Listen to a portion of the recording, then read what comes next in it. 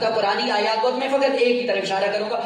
خدا تعالیٰ نے فرماتا ہے الا بذکر اللہ تطمئن القلوب. یہ قلب سلیم کیسے بنتا ہے؟ کہ ذکر خدا سے بنتا ہے. اس کے اندر ڈالنا کیا ہے؟ یاد الہی کو ڈالنا ہے, ذکر خدا کو ڈالنا ہے. جب ذکر کی بات آئی فروع دین میں, جب ہم نے تلاش کیا پتہ چلا اقم الصلاۃ لذکری, نماز پڑھو یہ میرا ذکر ہے. اور ادھر سے پیغمبر نے فرمایا زینوا مجالسکم بذکر علی ابن ابی طالب فإن ذکرہ ذکری وذکری ذکر اللہ وذکر اللہ عبادہ. قلب سلیم کا حامل وہ ہوتا ہے جو نمازی بھی ہو, علی والا بھی ہو. اگر علی والا نہیں قلب سلیم کا مالک نہیں, اگر نمازی نہیں تو بھی قلب سلیم کا مالک نہیں ہے. اور یہ قلب سلیم جو لے کے جائے گا وہ قیامت کے دن محفوظ رہے گا. اور وہ قلب جو قلب قرآنی ہو وہ انسان کو تحفظ دیتا ہے کہ جس پہ ہمیشہ انسان کو باقی رہنا ہے. اس کے لیے کیا کیا, اس کے لیے ہم نے کیا انتظام کیا ہے. اور خوبصورت ہے یہ کلام خدا, اور اتنی گہرائی کے ساتھ اگر آپ اس کا مطالعہ کریں, یقین جانیں اتنی لذت ہے اس کتاب کے اندر.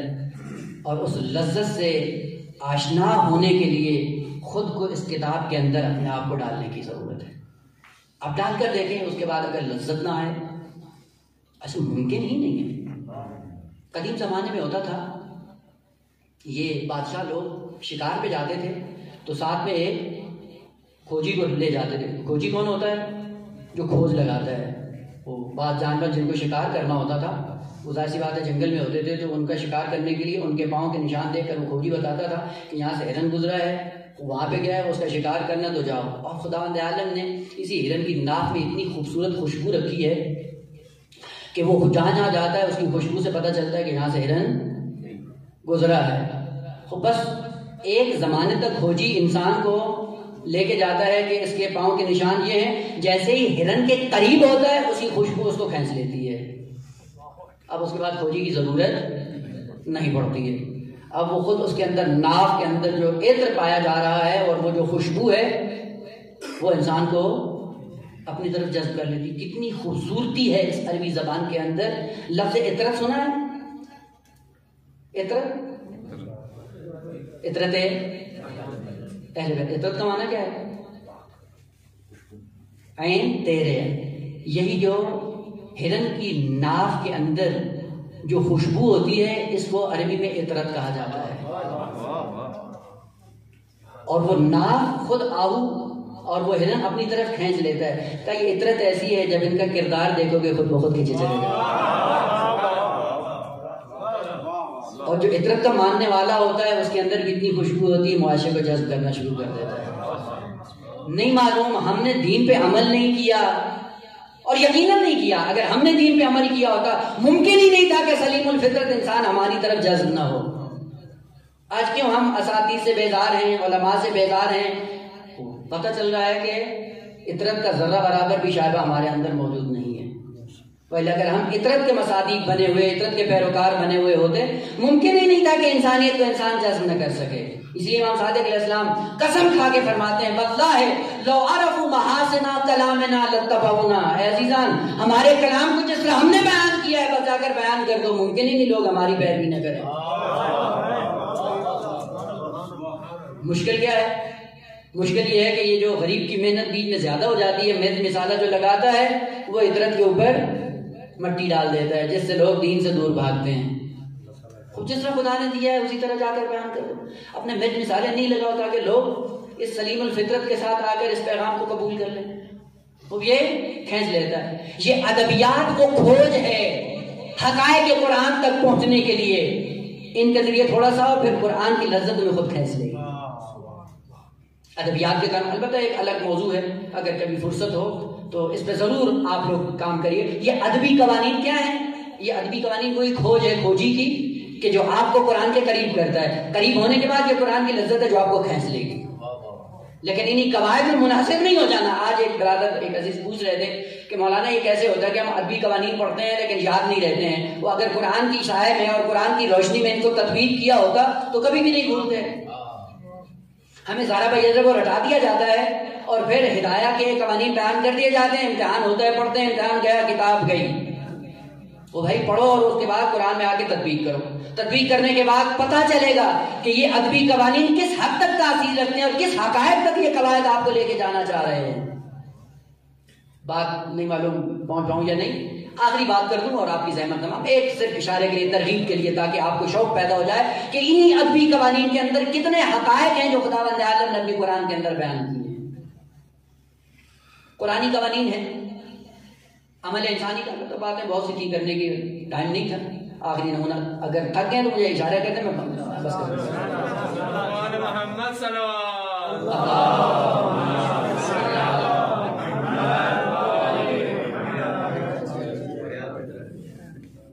قلب سلیم بنا کر لے جانا ہے. قلب سلیم کیسے بنتا ہے؟ کہ انہی ادبیات کے سائے میں آؤ، پڑھو میری کتاب کو. یہ ادبی قوانین آپ کو حقائق سے متصل کریں گے. اس کے بعد حقائق آپ کے لیے لذت آور ہو جائیں گے.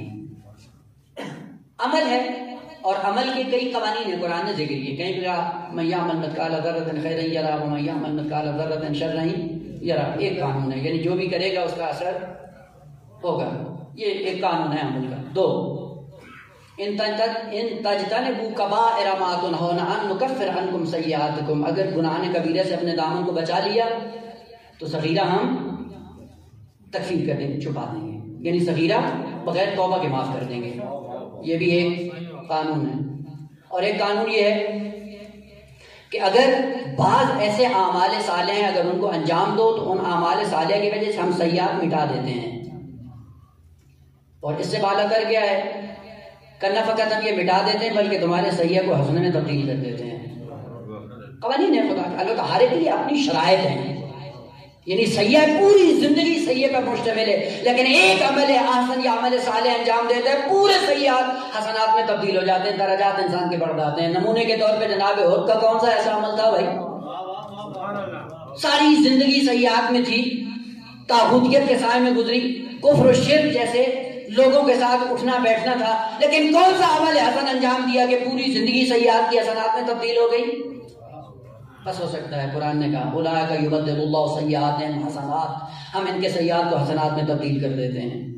اور ادھر سے آخری قانون من جاء بالحسنۃ فلہ عشر امثالها. البتہ یہ 2 طرح آیت ہے. یہ من جاء بالحسنۃ فلہ خیر منها ایک تعبیر، ومن جاء بالحسنۃ فلہ عشر امثالها کرتے ایک ہیں، ملے گا کتنا؟ 10. اور یہ قانون کیا ہے؟ کہ یہ قانون فطری. اپنی فطرت کو دیکھ لو، ایسی ہے. ہم نے فطرت میں ایسے دی ہے کہ فطرت جب چلتی ہے حسنہ انجام دیتی ہے 10 قدم آگے بڑھتا ہے. آپ نے دیکھا کبھی تیراکی کر کے جس رو میں پانی جا رہا ہوتا ہے، اگر اس رو میں آپ تیراکی کریں کہاں پہنچتا ہے آدمی؟ ایک ہاتھ مارے 10 قدم آگے چلا جاتا ہے. کیوں؟ ایک اس کی حرکت ہے اور 9 وہ پانی لے جاتا ہے. لیکن اپوزٹ اگر آپ حرکت کرنا شروع کریں کیا ہے؟ وہ ایک ہاتھ ایک ہی ہے. کتنا خوبصورت ہے قرآن کا کہ اگر فطرت کے مطابق چلو ایک حسنہ 10 بن جاتے ہیں، لیکن سیئہ کرو ایک ہی ہے. وَمَنْ جَاءَ بِالسَّيِّئَةِ فَلَا يُجْزَىٰ إِلَّا مِثْلَهَا. اگر فطرت کے اپوزٹ چلو گے ایک ہی ہے، لہذا گناہ ایک ہی ہوتا ہے. لیکن اگر حسنہ انجام تو ایک نہیں 10 ہیں. کیوں؟ کہ یہ فطرت کے مطابق ہے. پھر قرآن فرماتا ہے لَهَا مَا كَسَبَتْ وَعَلَيْهَا مَا اكْتَسَبَتْ. عجیب ہے قرآن، اتنی لذت ہے. واقعا دل کرتا ہے کہ صبح سے شام تک انہی باتوں کو کرتا رہے کہ قرآن نے کیا کہا ہے اس انسان سے. لہا ما کسبت، لہا مرجع اس کا نفس، چونکہ پہلے بات نفس انسانی کی ہو رہی ہے کہ لہا اس نفس کے لیے، اس نفس کے فائدے کے لیے، لام انتفاع ہے یہاں پہ، اس نفس کے فائدے کے لیے کیا چیز؟ ما کسبت، جو کسب کرتا ہے، وعلیہا یہاں پہ علی ضرر کے لیے، وعلیہا اسی نفس کے برخلاف ہے، ضرر میں، نقصان میں، مکتسبت کلمات چینج کر دیے. فرق کیا ہے؟ کسب اور اکتساب میں فرق کیا ہے؟ یہی وہ آسان سا چھوٹا سا فرق. کسب عربی میں وہاں سے کہا جاتا ہے، اس چیز کو کہا جاتا ہے جو آسانی سے حاصل ہو جائے، جو آسانی سے مل جائے وہ کسب ہے. اور جس میں خون پسینہ ایک کرنا پڑے وہ اکتساب ہے. محنت کرتا ہے مزدوری کرتا ہے، خون پسینہ ایک کرتا ہے، صاحب کو 2 ٹکے ملتے ہیں. یہ کیا ہے؟ اکتساب، جس میں مشقت ہو، جس میں زحمت ہو، اور کسب جو آسانی سے آ جائے. کوئی سی آیت کو دیکھ لیا ہوتا کہ دین وہ ہے جو فطری ہے، آرام سے جب اس پہ عمل کرتے ہو کسب ہے. اور جب دین کے برخلاف چلتے ہو یہ کسب نہیں ہے، یہ اکتساب ہے. گناہ فطرت پر تحمیل ہے اس لیے اکتساب ہے، اور حسنات فطرت کے مطابق ہیں اسی لیے پورا دین فطری ہے. لیکن سمجھنے کی ضرورت، لہا ما کسبت وعلیہا مکتسبت. ہم فطرت سے گر چکے ہیں اس لیے ہمیں نماز سنگین لگتی ہے. انہا لکبیرۃ الا علی الخاشعین. یہ بوجھ ہے کس کے لیے؟ کہا جس کی فطرت آلودہ ہے، جس کی فطرت صاف ہے اس کے لیے کیا ہے؟ احلی من العسل قرۃ عینی فی الصلاۃ انی احب الصلاۃ. کیوں بھائی؟ کہ لہا ما کسبت وعلیہا مکتسبت. جو فطرت سالم رکھتا ہے اس کے لیے دین فطری ہے، جس کی فطرت بدل جاتی ہے اس کے لیے اکتساب بن جاتا ہے. مثلا آپ ایک گلاس ہاتھ میں اٹھا لیں اور آپ کہیں کہ 10 منٹ تک اس گلاس کو اٹھا کے رکھنا ہے، 5 منٹ کے بعد آپ کا ہاتھ تھک جائے گا. تھکے گا یا نہیں؟ ہے نا؟ واضح تھک جائے گا نا. 5 منٹ بعد آپ گلاس پھینک دیں گے. تو کیوں تھک گیا؟ کبھی غور کیا؟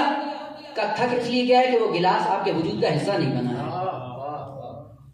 یہ ہاتھ ہے زندگی بھر آپ کے ساتھ ہے، کبھی تھکے نہیں؟ تھکے. کیوں نہیں تھکے؟ اس لیے کہ آپ کے بدن کا حصہ جو حصہ بن جائے اسے تھکتا نہیں ہے، جو حصہ نہیں بنتا اسے تھک جاتا ہے.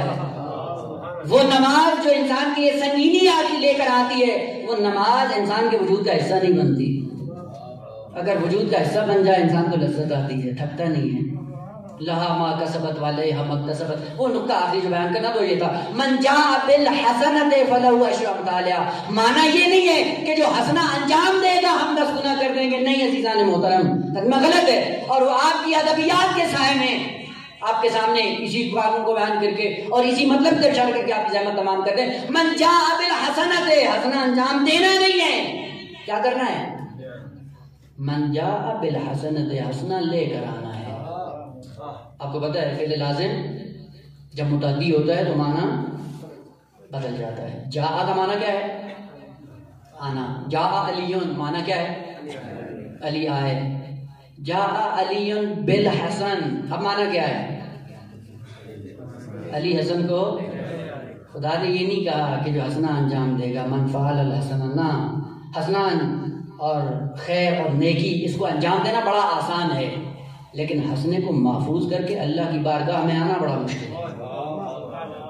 من جاء بالحسنۃ فلہ عشر امثالہا.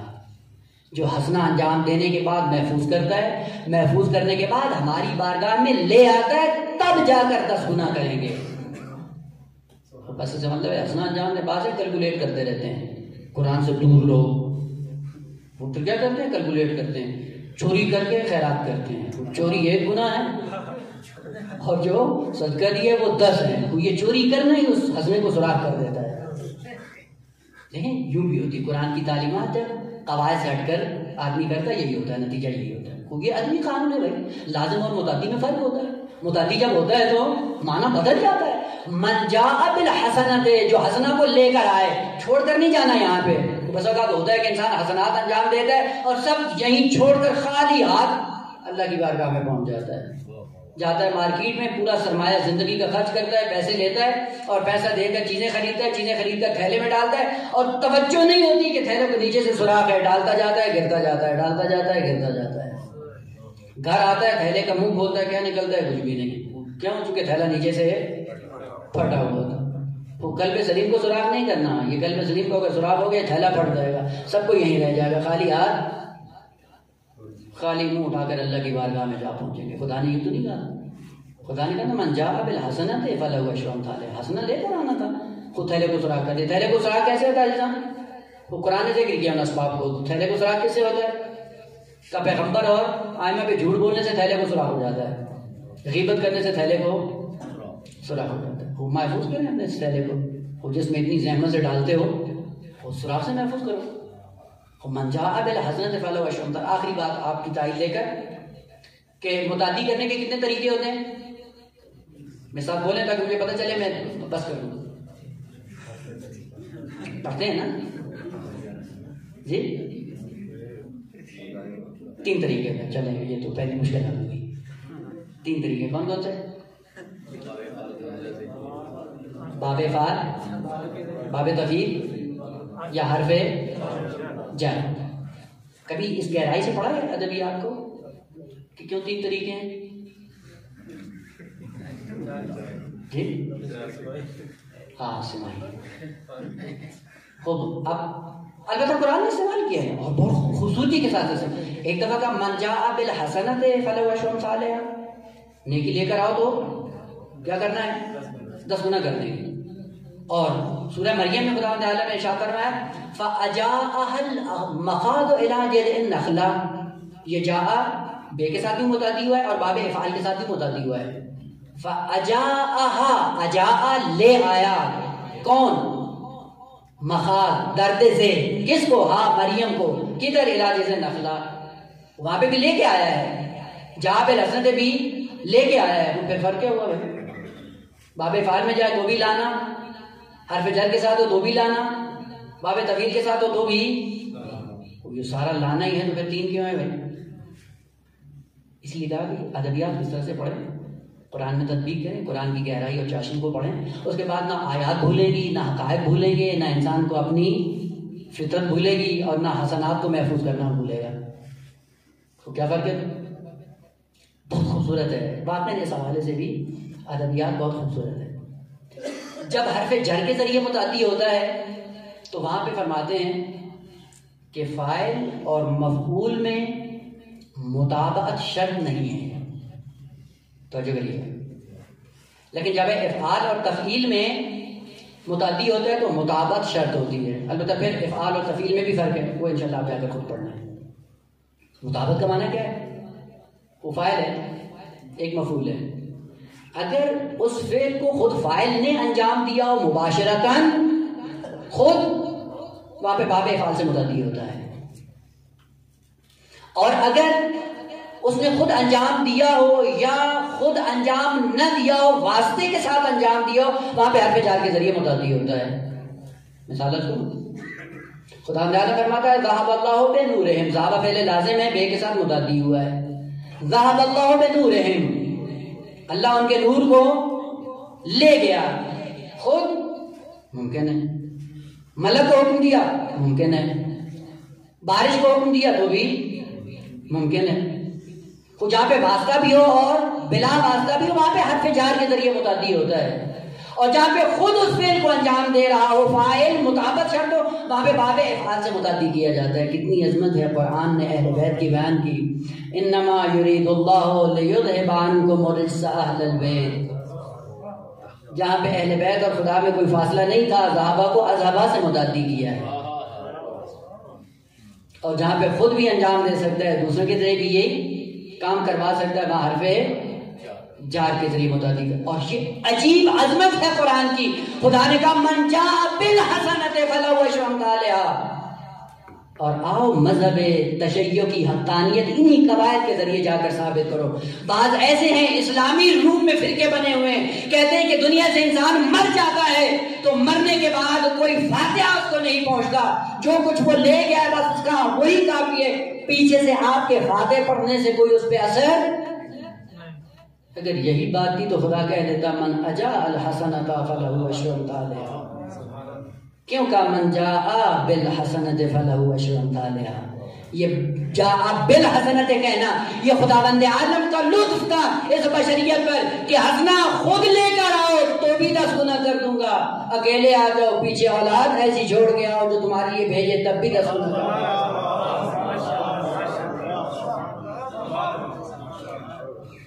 تو جس طرح بھی لے کے آؤ 10 گنا کر دیں گے. تو ادبیات اس پیرائے میں ہو، حقائق قرآن انسان پہ نمایاں ہوتی ہے. آخری بات، یہ قلب قرآنی ہے. کیسے بنتا ہے قلب قرآنی؟ قلب کو قرآن کا ظرف بنائیں. ظرف کیسے بنتا ہے؟ دیکھیں ظرف 2 طرح سے ہوتے ہیں. بعض ظروف ایسے ہوتے ہیں کہ مظروف کو اگر ان میں ڈالا جائے تو جو ظرف کا رنگ ہوتا ہے وہ مظروف پہ چڑھ جاتا ہے.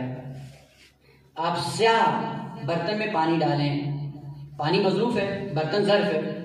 پانی جب ڈالیں گے تو اس کا رنگ کیسا نظر آئے گا؟ کالا. اس کا مطلب مظروف پہ رنگ کس کا ہے؟ ظرف کا. اگر سرخ برتن میں پانی ڈال دیں رنگ کیسا نظر آئے گا؟ سرخ. کیوں؟ کیونکہ ظرف کا رنگ سرخ ہے. جو ظرف کا رنگ ہے وہ مظروف پہ چڑھ جاتا ہے. اس کا مطلب ہے کہ مظروف کا اپنا کوئی رنگ نہیں ہے، جو ظرف کا رنگ ہے وہ اسی پہ چڑھ جاتا ہے. ایک یہ ہے. اور بس اوقات ایسا ہوتا ہے کہ ظرف کا اپنا رنگ کوئی نہیں ہوتا، جو مظروف کا رنگ ہوتا ہے وہ ظرف پہ چڑھ جاتا ہے. آپ شیشے کا برتن لیں، شیشے کے برتن میں جس رنگ کا مظروف ڈالیں گے وہ وہی دکھائے گا. کیوں؟ چونکہ اس کا کوئی اپنا رنگ نہیں ہوتا. اور یہی سمجھانا تھا. قلب جب ظرف قرآنی بنتا ہے دو طرح سے بنتے ہیں. ایک وہ ہے کہ قلوب کے رنگ ہم اپنے خود بناتے ہیں، اپنے رنگ بنا کر قرآن کو ڈالتے ہیں، قرآن کو اپنے رنگ میں رنگ لیتے ہیں، پھر بشریت بھاگتی ہے. لیکن ایک وہ ہے قلب سلیم کا مالک جس کا اپنا کوئی رنگ نہیں ہے، جو قرآن کا رنگ ہوتا ہے وہی اپنا لیتا ہے. اس قلب کو قلب سلیم بنانے کے لیے قلب ایسا بنانا چاہیے جو قلب قرآنی ہو، ظرف قرآن ہو.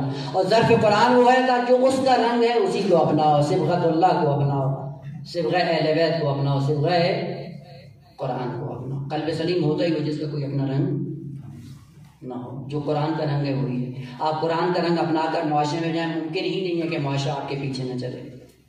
کیا وجہ تھی کہ جس نے اپنے قلب کو ظرف قرآنی بنایا تھا اور طبیب نے آ کے کہا کہ اس کو ضربت ایسی لگی ہے کہ جس کا علاج صرف دودھ سے ہو سکتا ہے، کوفہ کے سارے یتیم اکٹھے ہو گئے، ہاتھوں میں دودھ کا جام لیے ہیں، مولا کی بارگاہ میں حاضر ہو گئے. کیوں؟ کہا اس لیے کہ یہ قلب قرآنی تھا. اور قلب قرآنی جب یتیموں کی تربیت کرتا ہے تو وہ آ کر اپنے امام کے لیے اپنا جان کا نذرانہ بھی تیار دینے کے لیے تیار ہو جاتے ہیں. آخر کیا وجہ تھی؟ یتیمان کوفہ کیا کیا؟ عزیزان تاریخ میں ہے، بعض صحابی امیر المومنین کے ذکر کرتے ہیں کہ علی علیہ السلام یتیمان کوفہ کی اس طرح سے پرورش کرتے تھے، اتنی محبت کرتے تھے، اتنا ناز کرتے تھے کہ ہمارا دل چاہتا تھا کہ کاش ہم یتیم ہوتے اور علی کی محبت کا احساس کرتے. ایسی محبت جب اس کو ضربت لگتی ہے، ضربت لگنے کے بعد امام مدوشی کے عالم میں چلے جاتے ہیں، غشی امام پہ طاری ہوتی ہے. غشی کے عالم میں کیا دیکھتے ہیں؟ جیسے ہی ضربت کا لگنا تھا اور امام پہ غشی کے عالم کا طاری ہونا تھا، امام حسن موجود تھے، امام حسین موجود تھے. دونوں شہزادوں نے بڑھ کر اپنے والد گرامی کے سر کو اپنی گود میں لے لیا. گود میں لینے کے بعد معصوم امام کو سہارا دیا. سہارا دینے کے بعد امام علیہ السلام محفوظ ہیں، امامت کی گود میں تشریف فرمائے. لیکن ایک وہ منظر بھی ہماری آنکھوں کے سامنے ہے. ایک زہرا کا لال جب گھوڑے کی زین سے زمین پہ آ رہا تھا اور کوئی لعین سر کو تن سے جدا کر رہا تھا، صحرائے کربلا کی تپتی ریت تھی، حسین کا سر ایک در تھا، ارے کوئی نہ تھا جو گود میں اٹھانے والا ہو. عجب نہیں کوئی آواز آئے، ارے میں بکی چھوڑ کے آئی ہوں، اپنے بیٹے کو گود میں لینے کے لیے آئی ہوں. حضرت اللہ خالق کائنات نہ رلائے سوائے غم شبیر کے. حضرت کو ضربت لگی. ضربت لگنے کے بعد جبرائیل نے اعلان کیا لقد تحتمت واللہ ارکان الہدی قد قتل امیر المؤمنین. جبرائیل نے یہ مرثیہ پڑھا، لیکن جبرائیل نے جب یہ مرثیہ پڑھا مسجد کوفہ کے اندر، ارے امام کے ساتھ امام کے صحابی موجود تھے، امام کی بیٹیاں موجود تھی. ارے امام کی بیٹیاں رونے کے لیے پابند نہیں تھی، ارے بیٹے مجبور نہیں تھے. لیکن جبرائیل نے ایک مرتبہ جب میدان کربلا میں آواز کو بلند کیا، الا یا اہل العالم قد قتل الحسین بکربلا، ارے حسین شہید ہو گئے. امام کی 4 سالہ بچی بابا پہ گریہ نہ کر سکی. ہائے شمر کے تماچے سجاد کے